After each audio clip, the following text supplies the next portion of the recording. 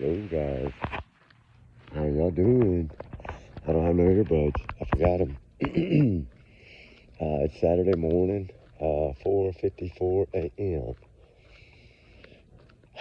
We got up about 4:30 this morning, 4:20. We just kind of 4:15. I don't remember what time it was, but I've been, sometimes you get a little nerves, and you just can't really sleep, and you get antsy, and it's not about the cases. It's about my youngest one. They're playing today. If they win their game today, volleyball game today, high school volleyball today, they play state. And they haven't been to state in 29 years. So yeah, a little bit nervous today, right? And what's crazy about it is like big games, I always try to just like shy away, right? Because I have somebody that films every game, but I would just like to shy away just in case. These big ones, you kind of can't really have both parents there, right, cheering? Because then they get a little nervous. So I was like, all right, we flipped the coin and I'll sit my turn out. Although I didn't want to, I'll sit my turn out because I feel like we've done that a lot of times in the past, whether it be select ball or whatever, when they get somewhere like this far, in really important games, and we've always done it for probably, I don't know, with both of my kids, so probably 20 years, 15 years. And it's my turn to chill, so I guess we're going to be doing videos all day Saturday today. And I'm going to be nervous. I'll get on the high school sport. I'll get on the webpage site. I'll be able to see, like, what the score is. You know what I mean? Like every set or whatever. So we'll just have to see how it all unravels. But hey, you're gonna have. I always say it this way: as long as you play your best and give it your all, that's all you can do. Because any kind of sport like that, volleyball, that is a team effort, not a one-person game, right? And it takes everybody to do their part, right? Like I talk about in true crime, it takes everybody to do their part. One of y'all yesterday were talking about this stuff with Katie Proudfoot, and he went on this channel and this, that, and the other, and was talking about things. And, because I've always wondered about those pictures. Hey, thank y'all for letting me know this, too. About those pictures, because I wondered about those pictures that she took at the restaurant, right? I wanted to know. It's really far. I think it's going to be bad weather today. I hope not, but it looks like it's going to really be nasty.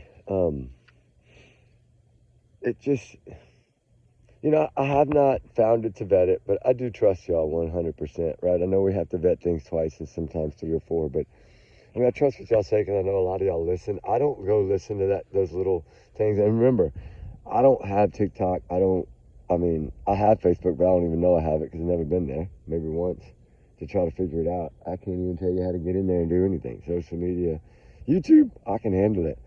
When it comes to all those other ones, nah. Plus, I don't want to play that dirty drama, all that stuff going on now about this, that, and the other with between Katie and Sebastian. Come on, guys, give it a rest, right? Like, is that all y'all got time to think about? I'm not defending anybody. I'm just saying, like, come on. Yeah, that makes Sebastian look bad, right? He's 15. He's smart. Remember that? Come on. That's kind of hurtful. I don't know, but I don't know. Whoever says this stuff needs to be praying to God. That's what I think. Because that's truly, that's putting Sebastian down, and that's not cool. That is people's opinions, right? So I can't step on their toes. Now, I can say if something doesn't sound right about a case that we're working on, right? I feel like I've invested a lot of my time and energy and money and, things like that, and sweat and tears and everything in this case. And when you hear those types of things, right? I didn't go hear it. I haven't listened to it. I don't care to listen to that. But thank God y'all listen to it, so you can at least let me know. And get an understanding. But out of that whole picture, if this pans out to be exactly what he said, and I don't know, I have to still figure out if y'all can maybe tell me if I can get 5 or 6 of y'all to tell me y'all heard the same thing, then I got it, right? I know that'll be good, because I'm not gonna go try to find this and freaking vet it, because I don't go to TikTok at all. If somebody sends me a TikTok video, let me tell you what happens. It says open in Safari or whatever, right? And then, because I gotta go do the app. Like, I don't. Now my kids do, but I don't have TikTok, and they have all that stuff like Snapchat and like they're good at that. I don't have all that social media, and I know. I mean, there's so many little platforms out there that I didn't even know that were even available. To be honest with you, because my youngest just turned 16 and we got to the car. Well, you have to pair your phone to them things, right? Like, so you can see it up on that screen, that computer screen in the car. It'll show. That's pretty interesting that a car can take everything in your phone, apps, your screensavers, everything, and it pops up on that screen, just like you look at it in your iPhone or your phone. It's pretty interesting, and to see, and I wonder, is that how like this Wi-Fi ping of his truck? He must have had everything downloaded into there, like, I guess, that way. And then I was wondering, because I want to talk about something that I think is very interesting, and a lot of people don't realize that they do this in vehicles that cost $50,000 or more, and you don't even realize it. Like, I'm sure y'all seen that little thing down there that says something like GPS, something, security computer system, tracking device. You can shut your car down with your phone, right? You can go into the app on that particular vehicle website, like Jeep, download the Jeep app, and then it'll send me, if my daughter's speeding, I'll know. If she brakes too hard, I know. If she, like anything like that, the app will let me know, and I can actually open the app, unlock it with a pin, and slow her down. That is it's safety. Craziest thing I've ever seen. Like, that's controllable, but guess what else it tells me? It shows me everything that car does. Like, say you do some circles, like we try to figure out what it would read. I was curious, because it was only like $2,400, $2,900 for this computer system to be added to the vehicle. And it's all like safety, and it all works under a Jeep app, and it's pretty cool how it works. He said it's getting popular amongst all different vehicles. But I thought it was pretty cool, because if she does donuts, if she does any circles, I can go follow everywhere she goes, like down to the exact square, the footage, like, 10.2 feet, she turned right. Like, it'll tell me every little thing. And I was thinking about that overnight, last night and this morning, right? Because it really blew my mind at how this can do this and put it on any one of our phones that are linked to that thing, right? And it's pretty cool. You can do like eyeball scans to lock things. Like, there's so much technology my kids are teaching me that is truly, truly unreal. And I'm wondering, is that what's helping them in this? Is that something? Did that vehicle of his have that? I don't know. It depends on how new it was, but I think if it was, newer, like 2022, 2023, it has it. If it was older than that, it has the older style, which is what finance companies used to put in, where they can shut you down if you don't pay. You know what I'm talking about? But now it's totally different. It depends on, I guess, also probably depends on how you pay for the vehicle. I guess if you finance it, they might do that. I don't know, but I've always said vehicles are the worst investment you can ever make. A house is the best investment you can ever make. I've lived by that, and it's like, if you don't buy something new, you don't get no warranty, right? Buying it's so hard, because you want to buy used, because you don't know what your kid's going to do, right? They're going to tear it up. But then you got to think about safety. I need her to have warranty. I think we're walking up on the deer. I want her to have warranty, like bumper to bumper, or did some kind of extra thing. You know how they get you with the gaps and all those little extra things, right? But it covers, like, Jeeps are pretty cool how they're like 75,000 miles, and it was an additional platinum 25,000 miles. So basically it's a 100,000 mile warranty that comes with the vehicle when you buy it, if you buy those extras. Because I think it was 50,000 or 40 something, 50,000 or 5 years, and then you could buy this plan, a brand new car. I mean, no miles. You can buy this plan that'll give you like an extra 75,000 miles. And I'm like, what? Like, it's called a platinum something, gap something. And it's pretty interesting. And I think all this stuff that goes into these cars and computers, is that what helps them? Why aren't they doing this with Melody Buzzard's case? Or have they? Like, I don't know what year that rental car was, but it's got me thinking about a lot of these different cases, right? Because, you know, the mom was arrested, but hey, get it straight. She wasn't arrested for anything to do with her daughter. I mean, yeah, I'm sure that's the whole point of it, but that's not what they charged her with, right? They're charging her with, what is it? Something, imprisonment, false imprisonment, because she cornered someone and wouldn't let them buy her, which can be a felony, which I was shocked at that, but, you know, whatever it takes to get her in there so she doesn't destroy any more evidence. Because when you start seeing moving boxes and you wonder, okay, did she sell this child? Right? Trigger warning, you're not going to catch that deer. I don't care how fast you think you are. He is 100 times faster than you are, Ruby. He'll be 100 yards before you can even take off. Stop. There's like 20 of them. You can't see them, but they're running. Where'd he go? Oh, there you go. Oh, he's cruising. But you can't see, it's so dark out here because it's not the daylight. Yeah, probably about 45 minutes away. Come on, Ruby, you're not going to catch him. And I just, you know, thinking about all this stuff, and I'm thinking about that mom, and did they be able to track that car and tell, like, where it went? And because there's some rumors out there that it stopped somewhere by Utah border for 9 minutes. I don't know if that's true, but I'm just saying this is what I heard. And I'm thinking about it. I'm looking at this thing last night. I was looking at that, literally looking at it on my phone. I'm like, man, could they really tell, like, exactly where she stopped? I know they can do it with cell phones and put you in that little bubble of, what, 15 yards or whatever it is, or 15 feet. But can they really, like what I was seeing on that app that I just got for my daughter's car, is that something that they can see, like what I was seeing? Even if she took a turn at this, you know, it tells you everything, and it drops coordinates all on the way where you got GPS coordinates. And it just makes me wonder if a lot of these cases, this is some of the things that they try to do early on, like get a vehicle, see if it has any of these equipped things. They always say our lives are recorded pretty much 24/7. With the satellites up there now, we're being watched and spied on every day. And with all that, you're thinking, how does this happen? How are they getting away with this, right? How is this possible? Like, is it just a coincidence that some of these cases, the satellite just happened to not be there at that time? Or did they notice? Did they study this? Like, there's so many things you wonder when you look at some of these cases, right? Especially like Katie and Chris, because of their background, their military experience. They know a lot about satellites and how they're used, right? Because really, technically, when you go use Google Earth and things, you don't see nothing, not even close to what you see with military satellites and technology, right? When you're in the military, you see a clearer picture of the whole world, put it that way.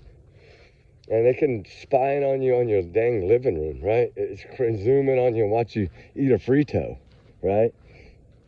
It's pretty weird. And yet, all these cases are still unsolved. We have all this technology. I was just thinking about it. And still nothing? But yet, all this craziness going on about this TikTok or something on this channel they were on, and then evidently Chris came on the channel and was talking about things, and somebody evidently asked about the pictures that was, because I always wondered about those pictures. Remember, I've wondered, did cops see them? Did Seth see them? What was those pictures for?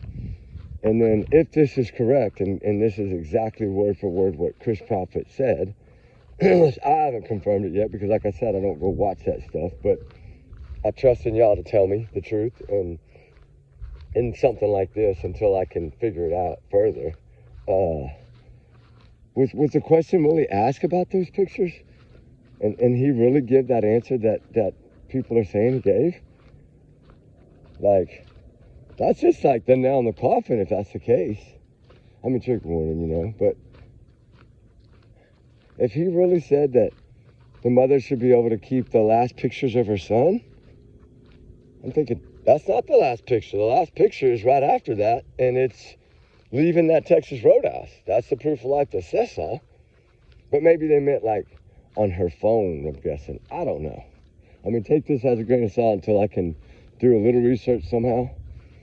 and try to get some recordings. Or somebody can just record like what he said and how he said it and just send me that like on a short recording. Because like I said, I don't have TikTok app, and I'm not going to download it. I'm not going to do all that because that takes gigabytes away. So if I'm recording on my phone, then I lose storage data, right? I can't make as long videos. So I try not to download all that stuff. I don't have to. But I'm curious if that's exactly how he said it. Like if that's how he said it, I'm sorry, but that's a nail in the coffin for me. Because he's already told us about empty seats when holidays weren't here, and a grieving mother, and let a mother grieve. Every mother grieves in her own way. But why? The thing is grieving means of a loss, right? You lost someone. Like, no, literally, you buried them. They went to heaven. You know, you lost someone. That's how I look at that. And when they're missing, there's still faith. There's still hope. Especially short time. Look at Kayron's mom, 15 years later. She still has faith. She still has hope, regardless of what she may think down deep. She has to. It's all she's got. How come they don't have that here? How come they're saying this about... It goes along with what I talked about that time when we talked about how, you know, every mother grieves in her own way. That's what he said. And, you know, like, she wanted to keep certain things as memories, and pictures are memories. And now this comes out later. Like, I've always said, they just keep digging their hole. I think, I'm curious. I'm really curious if he said it like that. Because that's basically letting me know exactly what I've always thought all along. That y'all know exactly where this child is, or at least Chris Proudfoot knows exactly where this child is. I think the way they did this is I think that Chris and them hauled that boy out of there, and that's my opinion. Because if Kate, think about this, they were only going to use Katie for the lie test. She was the only one home. They made everything look exactly like that. So she would have been the only one they would have really needed the lie detector test. Because like he said about my whereabouts, they didn't need me all, right? See, because he wasn't there. He's saying, I mean, I think he was, but he's saying he wasn't. I think the Wi-Fi pings on the truck, I don't think that's coincidences. I don't believe that. I don't. But what about the lie detector testing? Remember when he kept saying, yeah, we passed, and he really hadn't taken one. Nancy Grace caught him in a lie, like, you know, all that, and then he finally admitted on Nancy Grace that he hadn't, and Katie had. See, I thought all along that what they were trying to do was set this up, right? Katie, you just drop him off to us outside of here, and we'll figure it out from here. And then that way, you don't know where this child is. So when they ask you that question on a poly, you can pass because you really don't know where he is. And that's, I'm sure that's the question they wanted her to pass or fail. That's probably the one main question. All right, how she answers this is going to determine how where they go from next. And I just put it that way. What do y'all think? Y'all think that could have been true? That they really he was pushing all this to knowing Katie was going to get the poly, and so he tried to handle everything? I believe that could be a possibility. I really do. I think that's really kind of how it went. But he's the one driving 17 hours the next day on a 5-hour round trip. I mean, come on. We know he can make it a little over 2 hours because he did it that same day, the 26th, when he left his job site. Got kicked off his job site around 10:45, 10:30 in the morning, 11 o'clock, and then he was there by 1. So that's not 3 hours, guys. That's 2, a little over 2, whatever. 2 hours 15, whatever, if you give him the 10:45 leave. So I'm curious about that. Is that possibility? Can they? It's like they limited on her car use. They limit the, you know, that. I don't know. Some people are saying, well, you can see the kid come home. You can see the kid take out the trash. You can see the kid go back inside. Yeah, but I think that's Saturday's footage after they left Costco's. That's what I think that is. Because I know they said Sonny Weatherford or something said that, but the thing is, where's the proof of that? Because Seth Rogers has seen that video of him taking the trash, someone taking the trash out, and he says the same thing. So I don't see how you could positively identify somebody, because he said 6 something in the afternoon. Well, they were still at the Roadhouse at 6:20 or 6:22. So that's what I'm saying. That was Saturday, I believe, guys. That's what I believe it was Saturday that he was talking about that. But I don't know for sure. I haven't heard that either. I just heard it from y'all. But I mean, I'd already heard about the Saturday. Remember, I talked about the light bulb stuff and all this. I'd already heard that they went to Costco's and that, you know, they had come home at this time and then they left again, or whatever. I don't know. And it's just, it's confusing because there's so many different little wishy-washy things that we don't really know. You know, the one thing we do know is that he's missing. And another thing we do know is that no one's been cleared after almost 2 years. I mean, we are approaching Sebastian Rogers' birthday in less than a month. It was a month yesterday. And he'll be 17 years old. 17. He's 1 year away almost of 18. So a lot of us in the beginning had thought this kid would resurface at 18. Do you think that's possible? It's possible, but I don't know how possible. I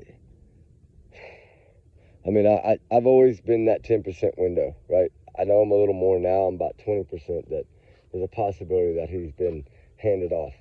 And I thought the same. I thought that Melody's mother may have stashed her somewhere with someone, like a boyfriend or someone that nobody knew about until she could get moved. I don't know if that's possible. I don't know if she did, but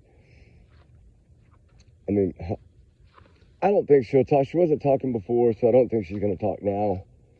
It depends. I think that it'll depend. It'll depend on if she has this child somewhere that she has to get back to, she's going to fight like hell to get out. If this child's not with us anymore, she's not going to fight. She's just going to stay silent. You know, there's some rumors that she sold this child to a man and she was in financial struggles. I don't know. Was this somebody that she was talking to online on a dating app? I'm hearing that swirl around too. That actually maybe Melody Buzzer was talking to somebody on an app. It would be just like David and Celeste. Pay the parents. Keep the girl. I mean, disgusting. How could a mother or a parent stoop that low? I really don't know. I mean, you know, this Celeste Rivas case, I think that private investigator destroyed this case. Just like he's destroyed other cases. It really sucks. You know, it really sucks because if there's so many things that don't make sense, right? You know, I've spoken to a few people there that I've one of them is actually a news reporter, a local news reporter. Pretty nice guy, actually. And I spoke to him about a few things on this case, on that case, and he's connecting dots. And it's weird because there was a case about another woman, okay? I don't know this case, but evidently there was a missing woman or girl, okay? And there was some other search parties out. Evidently, this Steve Fisher guy was searching for her. And I haven't found it yet because I've never seen it. I've never heard about this until now, but someone else told me this little part. But that there was some people, narc divers was also searching for this lady. And they were told by Steve Fisher to go search somewhere else because like he had already searched and cleared that area. Come on, boo. And hurry up, boo. And that evidently they decided, narc divers, that dive team decided to go back to where he had told them that he had already searched, and that in doing so, they found her. And I'm thinking, really? Like, if he's so high tech and his equipment's so high tech and they don't miss things, and you know, how is that possible? How would he miss someone and then narc divers come in right behind him and find him? And then I heard about another case from someone else, the reporter, and he talked about a little bit about the Emmanuel Haro case, and he was there on the ground, and he ran into this Steve Fisher guy, and he really didn't make any sense, according to him, at what he was doing and why he was doing, I guess, whatever the heck was going on over there. I don't know what this guy was doing over there. I don't know what this private investigator was doing. The only thing I really know about this guy is the Sebastian case. And that's what I've talked about before. And I knew this was going to blow up. I've been trying to tell y'all this. Because, you know, the thing is patterns. Reoccurring patterns. We talk about that a lot. Reoccurring patterns. You start with simple lies, lead some more lies, right? Simple little patterns. And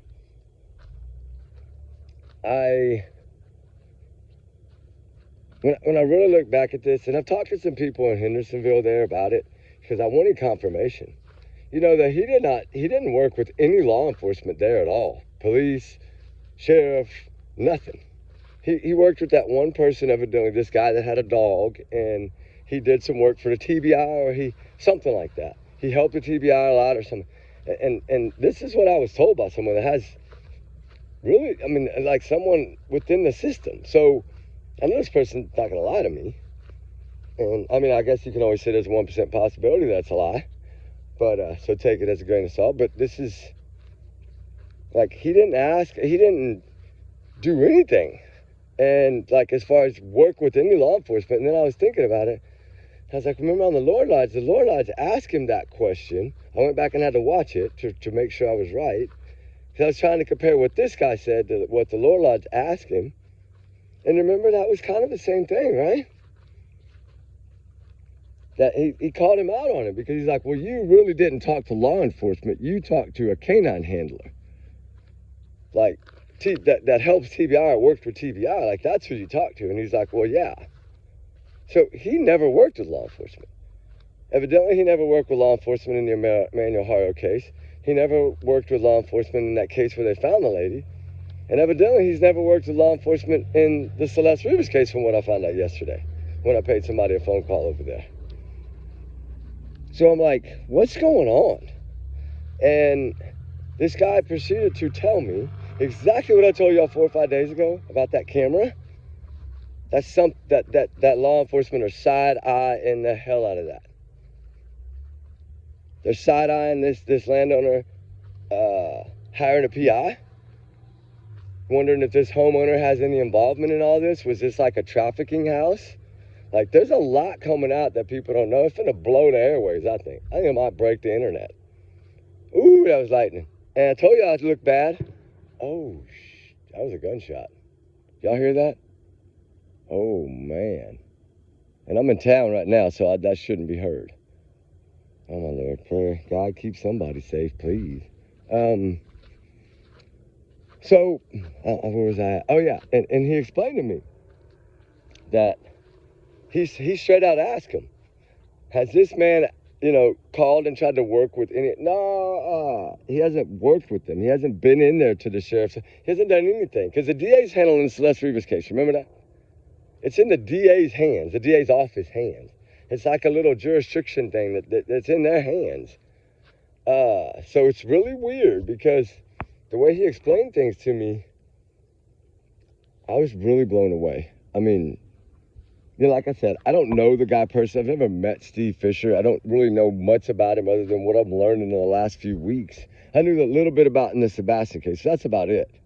I saw him try to put out a debunked video by the sheriff's office, and that's when I kind of lost respect. Like, if you're a private investigator that wants to really help find these children, then why would you do that, right? That's my thought, but that's just my opinion. I'm just one person in billions, right? So my opinion really doesn't matter. It's just my opinion. It only matters to me. And maybe to some of y'all, right? To understand the amount of people that went in that home and that they gathered quite a bit, and they took a lot of photos, okay? Let me just explain this. And you remember, there's cameras in the house, right? So this is what I'm going to ask somebody to prove, okay? Because we know those people have that camera footage, right? That the PI and the homeowner, right? So why don't you take a still shot of where this camera was and post it for us? Because I'd really like to see that, and I think the world would too. You know, this camera that's magically left behind, you said?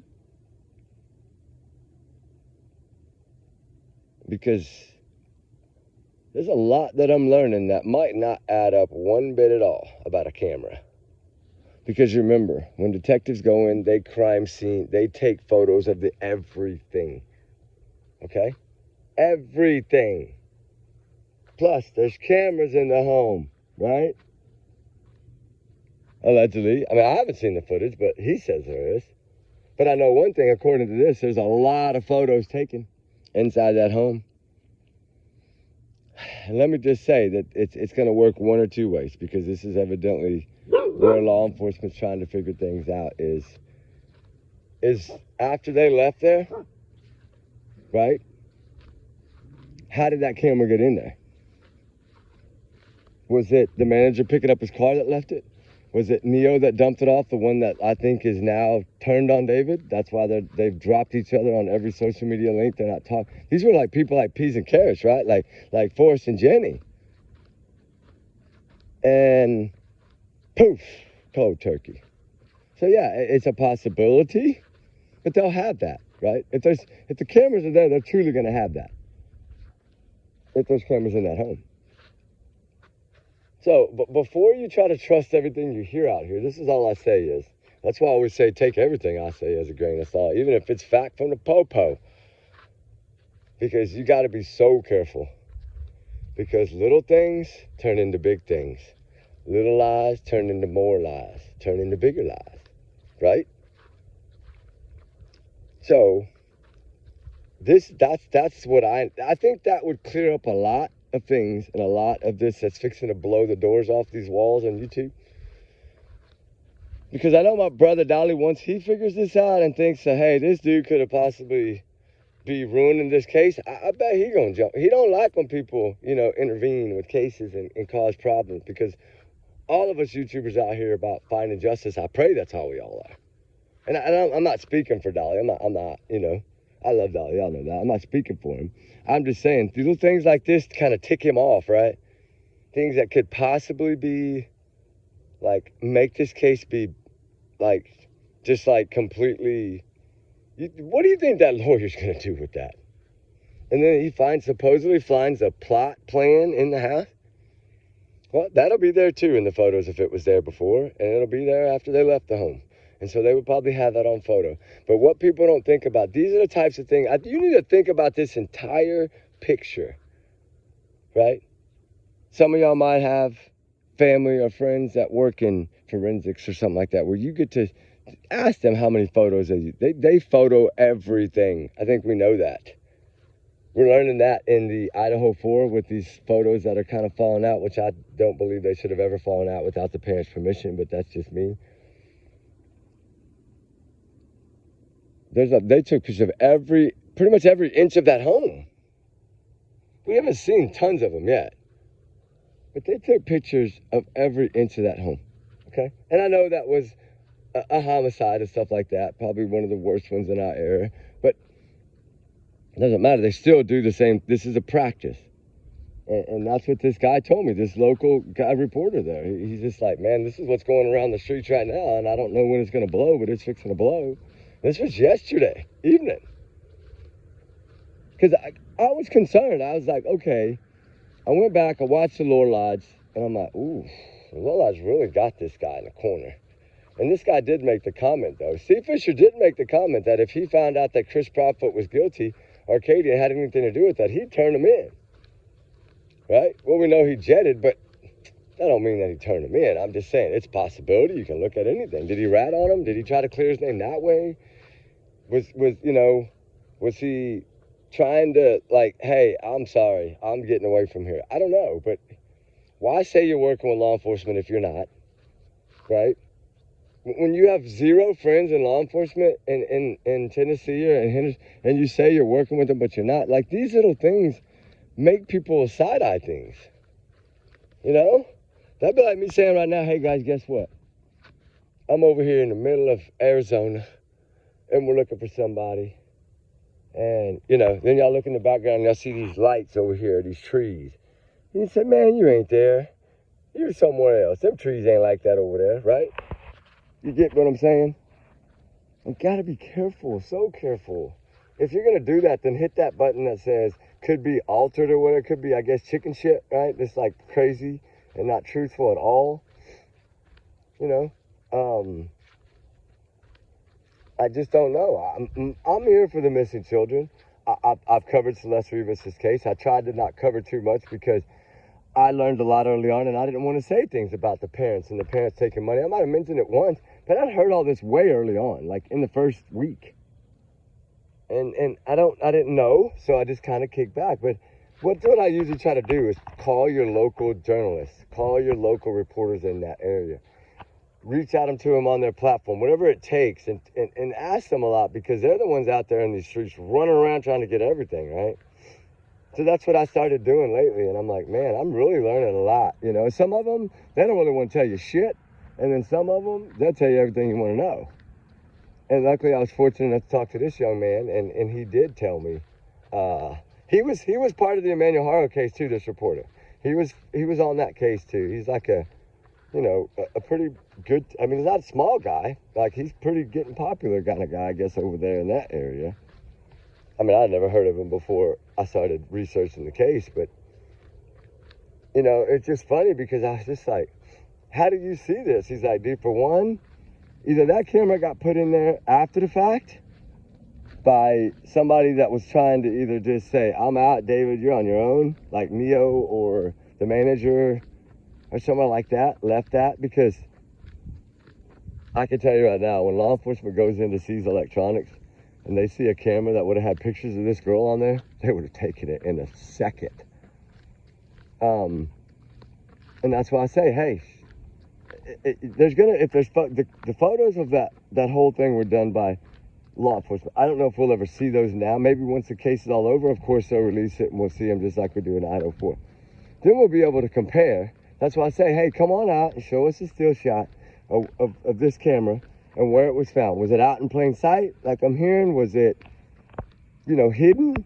Like, if it's hidden, that may be different. If it's hidden in a crazy spot.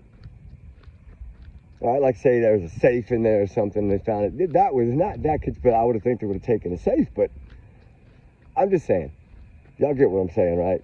That's the thing going on in this case right now. And that's what these reporters are working on over there, is how did this camera get there? And this guy's the only one talking about the camera. And why did he see all the footage if he turned it over to law enforcement? Remember what I always say, don't touch anything, put a glove on, use a Ziploc baggie, whatever it takes, don't hinder the case. So you're telling me that this man just takes a camera and goes through it, downloads it on a computer and goes through it without moves it from where it is to go through it?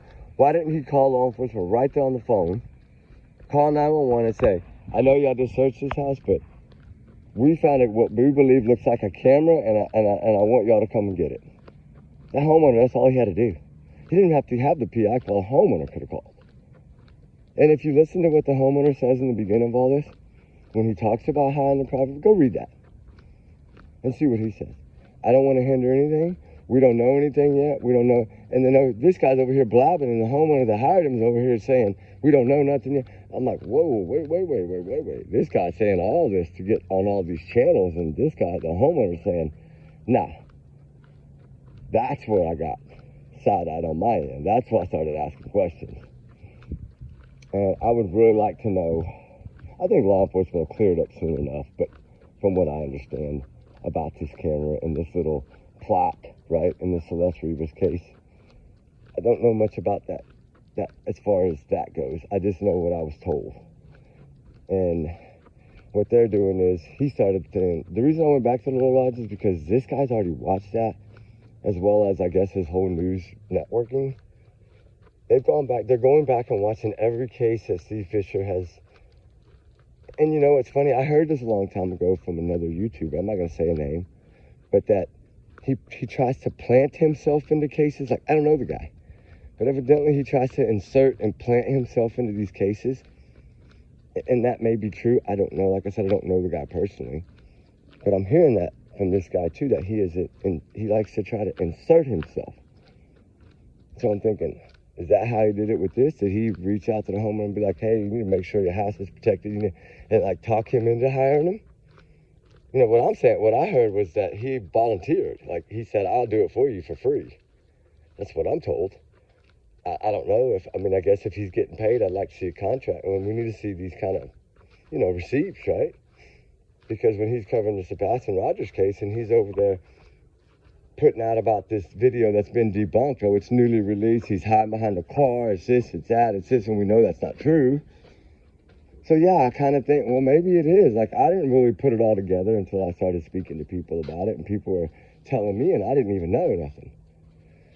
So I started raising an alarm to me, and I started looking, and I started digging, and I was like, wow, it is weird, because he was hired by the Proudfoots to represent Sebastian Rogers. And he's the one that recreated a video that was part of the case file, okay? Part of a case file, and you go try to recreate a video. Isn't that intervening with law enforcement? Like, interfering with law enforcement? Like, why are you going to go try to recreate a video and not ask them? Why didn't you get with law enforcement and say, hey, like, what's the angle? What's this? What's that? And so I can set this that way. No, they went and pushed another narrative that it wasn't there. And I'm not saying that he was paid by them, so he has to listen to what they say, I guess. I mean, I would have never done that, but he does. He did. He followed along, and that's what this guy was trying to say. He'll do whatever it takes to insert himself. So I'd really like to know if he kept hounding the Prophets until they finally hired him. I don't know if that's true. I'm just telling you what I'm hearing, guys. The only thing that bothers me is when you see him up there and the low lodge is just like shredding this guy. And then you see him up there and he's talking about this video that's newly released. Well, we knew it was newly released because law enforcement released it. They said it was no resident, no value, no nothing. It wasn't nothing. That's why it was recently released. But y'all grabbed it and used that as, hey, we could say it's recently released and they'll buy it. Yeah, it was recently released because law enforcement released it saying nada. It's nada. Nada, nada, nada, nada, zero. And they even told the news place that put them on for that year anniversary and allowed them to push that video. And now she got a lot of backlash. Go read her comments under her Facebook page on that. People shredded that woman. And then they also shredded them. Like, why didn't you turn that into TBI? Why didn't you, you know, but what people didn't realize at that moment is TBI told them the ones that released that video saying it's nothing. They had it 72 hours in. So they had already looked at it for almost a year and determined, and Secret Service had it, the FBI, everybody had looked at it, and they've determined nothing there. Zero. I looked at it one time and knew that there was nothing but a man walking his dog. I mean, I think we all saw that. It's common sense. We didn't see Sebastian hiding on the car, and then the next morning, so the dogs just went right by where his scent would have been crouched down in the street and didn't pick his scent up. Come on, give me a break. There's no scent of that child around that home. But what if they'd have went towards that trail in the school? I wonder if they'd have got anything over there. I know they were looking the opposite direction because I think the distraction was Light's video. I think the PI knew that video was probably a distraction. He was working with them. And so they tried to come up with a guy taking out the trash and all these lies that we knew were not true. Yeah, a man took out the trash, but the lights weren't in that area, like where the common area. They were in a whole different area. And that they tried to use that narrative to steer everybody away from that video that Chris said in the very beginning on Chronicles of Olivia. Sorry, folks, it's nothing. A trash truck. And then he gets kind of sit sideways by the PI because the PI is like, well, yeah, it's flashlights. And we got hope. We had hope. Oh, yeah, right? He did say it was flashlight. So evidently the PI thought it was hope. Enough to say he thought it was hope. And then, of course, we found out what we found out, right? And law enforcement came out and debunked it again. Like, y'all stop. And I think right in there is when the warrant started flying. Right after that is when they started being filed. I think they learned so much from these clips and were watching Chris and Katie dig their hole. Like, you're really going to push a video we released? How do you think Eric Craddock thought when they were pushing that like that? And they had a PI that said he was working with them and he was working with a dog handler. Not them at all.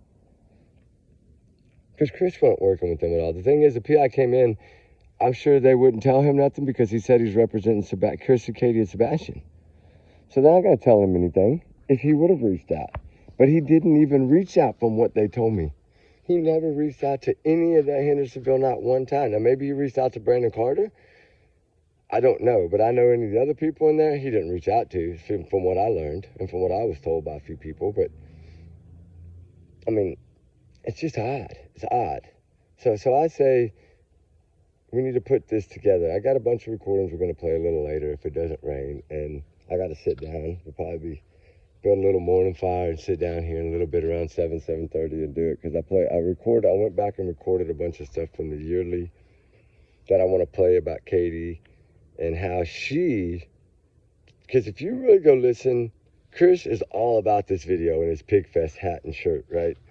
He's all about pushing it, coming back to the table. I mean, like I told y'all, I hate to tell you, buddy, but they never left the table, because warrants were probably being talked about while you were sitting there saying that. So it shows they weren't cooperating. Shows 100% that they weren't talking to police. I don't think they were talking to them. I don't think they believed them from the beginning. I think by day 2 they were like, they're lying and we're not talking to them. And that's when they kind of came out and said no to the shoes and no to the clothes he was wearing, because they said, we don't know what he's wearing. That's what Ken said. We need to find him quick because we don't know how he's dressed. Well, they're telling you he's in long sleeve, but evidently they're not buying it. And so they didn't buy anything Katie told them. And I think that's where they started striking at the public and trying to grab things to stir up different things to try to get the public to take their side. And it never happened. I mean, you have a few that did. There's a few pro Proudfoots, right? PPs. Just like there's a few of the pro burgers, right? A few pros in all of these cases. There's always some that think the guilty are innocent, or there's always some that want to defend the monsters sometimes. It just happens. How anybody could defend a man that beats a child with autism and talks about it.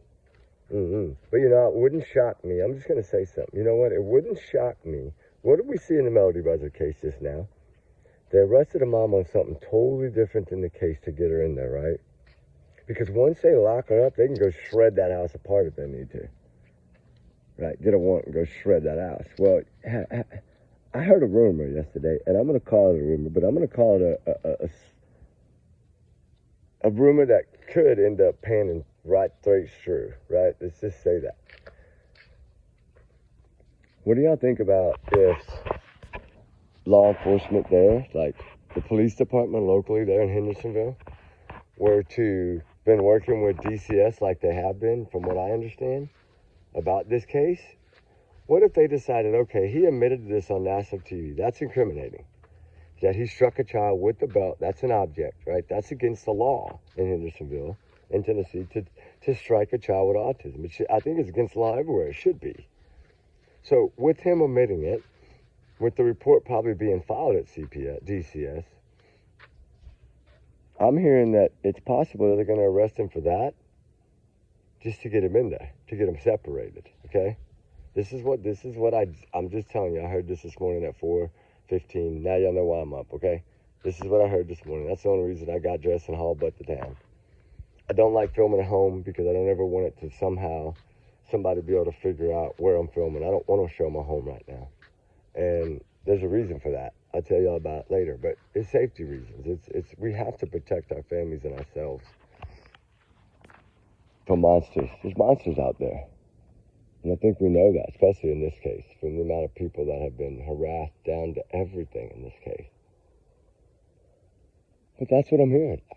Someone called me. I got a phone call this morning. Somebody I never spoke to in my life. Someone I don't even know how. I asked them how they got my number. They said from a buddy of mine that's a retired detective. So I'm guessing it's one of 4 people. But I'm not going to bug them this early to find out who. But evidently, he got my number from one of them, which is kind of odd.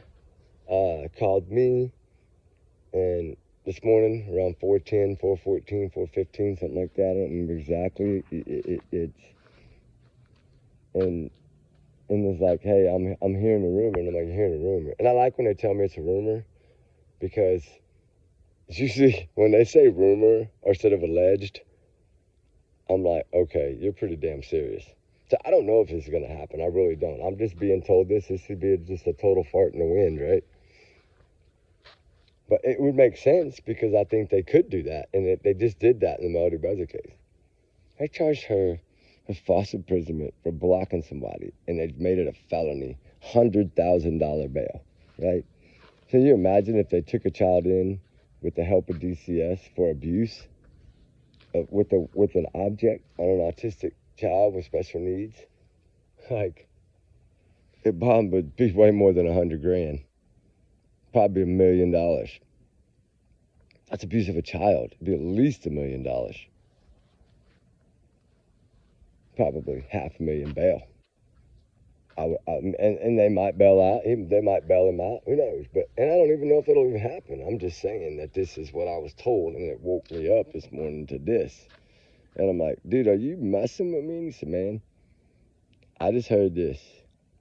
And I said, is it credible? Like a credible source? He said, extra credible. So I don't know what that means. I have no idea. That's why I need to get a hold of someone that I think might have given this gentleman my number. And if it is this one, then I hopefully I'll learn a little bit more.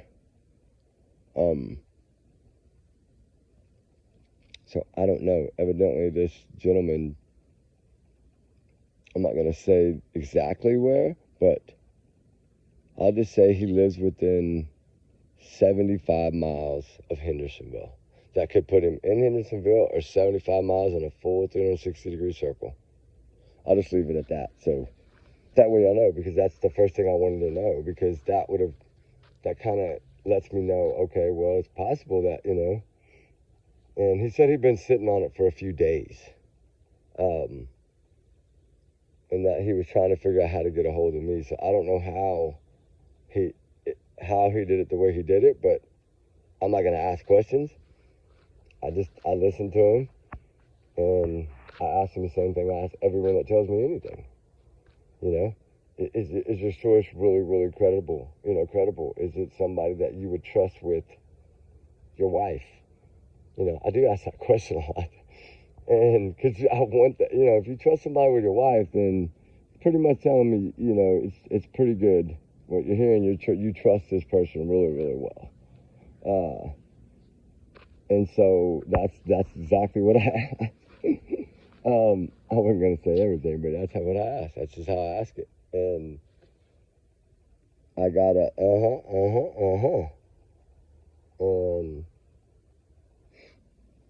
I'm trying to figure out if I think the voice sounded kind of familiar, but I don't know if it's somebody that we heard speak on a news channel there during the beginning of this, or if it's somebody that we've just heard on somebody else's channel somewhere. I don't know that. I don't know. The voice just sounded so familiar, but there could be 1,000 people that sound like this person. But it did, and that's why I was kind of like, and then he was talking about what I'm talking about now too, like with the help of the, with the help of the lies of debunked videos and all that they've been just following this trail. And I'm like, I've been talking about that for a few days, thinking about it, and I did a couple of videos yesterday morning, a couple of 59 minutes and I think an hour and 20 minutes, and I haven't loaded them yet because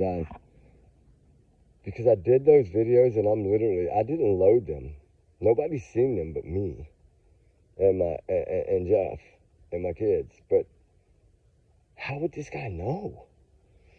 That's what's odd. Like, I just was talking about how we're gonna figure these things out. Nobody knows about the video. I didn't ever load them. I didn't even made a thumbnail for them. And it really just shocked me. It was like, this is almost sounds too good. And then I was like, this can't be, right? And of course, that's what I always think. No way. But then you got to think about it. And I think, well, you know what?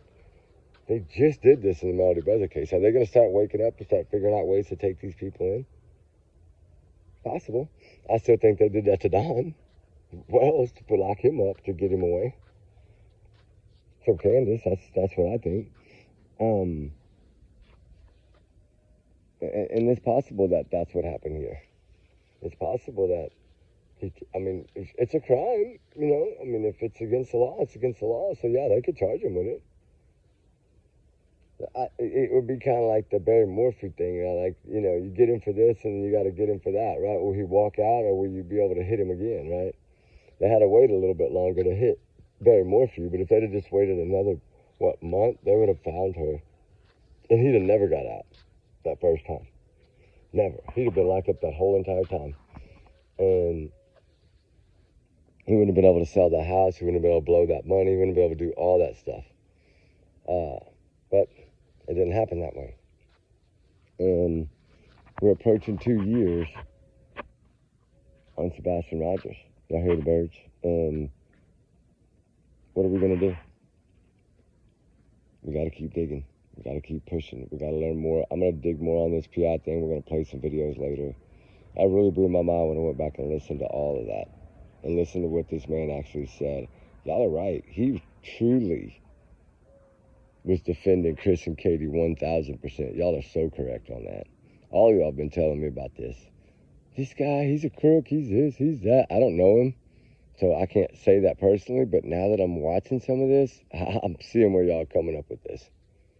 Because, you don't know if he's a real PI, like a good PI or not, and now that y'all are telling me watch this, watch that, and I'm seeing it, it's really blowing my mind that this dude was like paid to lie by the prophets. And if you're supposed to be a PI and work with law enforcement, why would you go against them? Why would you go against law enforcement, right? And you're doing it again in the Celeste Rivas case, according to a journalist. You're doing it again. And he did it in another case. And I need to reach out to narc divers because I need to find out more about that. I'd like to get some vetted stuff on that. Like, because evidently he had told them, oh, I got this searched already. She's not here. And then they immediately came back and wanted to search that pond where he had said he searched, and that's where they found her. So was he hiding this girl? Did he not want her to be found? Did he have something to do with it? And, I mean, why would you do that? Like, if she was found right there, like, why didn't he see her with his drone or whatever? I don't know the whole thing because I didn't follow that case. So I'm speaking just from what I'm learning from a reporter and a couple of y'all. And, like, I didn't even know, I didn't know he was on that case. There's a lot of things I didn't know. But did he know something about that? Was he trying to help someone? Was he hired by? Who was he hired by in that case? That's some things I need to know. Some woman that was found in a pond. Darlin or Dalen or I think something like that. I don't know. But evidently, if this is true, that's horrible. If that's true, then that don't add up at all. Because now you got a real bad pattern. And I don't know if this case was before Sebastian, after Sebastian. I really don't know. It's kind of like how he said he was searching for another girl whenever they thought that was that girl in the Celeste Rivas case. But what girl was he searching for? He didn't say her name. He didn't put her picture up. He didn't put a flyer up of this person that he's allegedly searching for. And then they found out that it wasn't her. Well, who were you searching for? And that does make sense. Why didn't he say that? And they reported that. Why? These are the things that people need to look at. And I didn't really catch these things because I don't listen to the man talk, right? Oh, I mean, he's just a PI for all I know. That was hired by the prophets. And then I don't think he's been hired by anybody since then. I think from what I was told by someone that he just, like, planted himself in the Celeste Rivas case and then tried to grab something to get attention. I don't know if that's true. I don't know nothing. Like I said, I don't know. So please don't hold me to that. I don't know the man. And it's hard because it's hard to cover these because I don't want people to be dogging me thinking I'm dogging. I'm not. I'm going by what I'm hearing and what I'm listening to. And I did watch that Lore Lodge because y'all told me to. Yeah, you can clearly tell he's defending the prophets and kind of lying a little bit about a lot of things. And the number one thing that he really fibbed about was working with law enforcement. Well, PIs should have a good relationship with law enforcement. The private investigators are usually retired cops or retired military, like recon special forces. That's usually the kind of people that become PIs. And go listen to those other PIs talk about it on some of these other channels about this guy. And everybody going, why would a landowner, yeah, you can clear, but you don't have to hire a private investigator for that. Get an attorney for that. And say, hey, you need to get to the bottom of anything in my house. Was anything happen in my house? Let the law do it. But if it is true that he basically just told him he'd do it for free, well then yeah, he technically wasn't really hired by this guy. But go read, and that guy made a good point. He's like, go read the statement that a homeowner put out about when he hired him, and about how that they don't know nothing and they're not going to share anything because they're not going to hinder it. What does that homeowner think about what he's saying now? Because from what I'm saying, what I'm hearing is he's not talking to that homeowner anymore. That homeowner's not talking to him. I don't know if that's true, but this is what someone said that I spoke to. That the homeowner has washed their hands of this guy already. Now I don't know if that's true because he seems to be still talking a lot. So, but he's saying if you look at what the homeowner said and you look at what Steve Fisher said, that it's total opposite. Because evidently the homeowner's like pretty much saying, we're going to protect law, we're going to protect the case, we're going to this, that, and the other. Well, let's see, why didn't the homeowner come out about the camera? Why didn't the homeowner call the law and say, don't touch that damn camera, this is my house, don't touch something in my house that might be this? Like, is that the icing on the cake? Is that when the homeowner lost respect? I don't know. I would. If somebody had touched an item that was left behind that was in there, right? That wasn't the owners of the homes that hired you or whatever. Like, if it's not the homeowners, then why would you touch it? Because once you touch it, that's it. Law enforcement can't use that in court. It's going to be very hard for them to use that in trial. And he should know that. He's a PI. He should know the importance. Just like in the Sebastian case, he should have known the importance. He should have backed Eric Craddock. He should have backed FBI. He should have backed TBI. But okay, y'all tell me this video has no relevance. It's completely been released by y'all and it has nothing. Okay, well then I'm not going to talk about it. We'll just leave it be. I'm not going to try to make something out of nothing, which is exactly what they did. Come up with another narrative. Oh, look, here he is. No, when we know it's not. But all they needed to say was recently released, which recently surfaced. You notice how they put that, right? Recently surfaced. Like it just surfaced. It surfaced because law enforcement released it, idiot. Trigger warning, guys. And remember, these are allegedly my opinions and thoughts and theories and speculation and free speech. Trigger warning times 100 million. And y'all's comments are y'all's and y'all's alone not to reflect the channel. We do our research together. We are a big, hard, little family. Take everything here as a grain of salt. That's what I'm going to start saying. It's all salt. We're a salt channel with a lot of love and big hearts.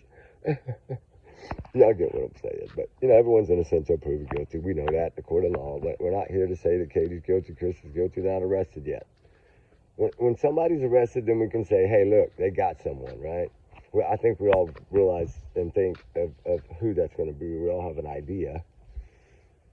But when? That's a question, too. Is it getting closer?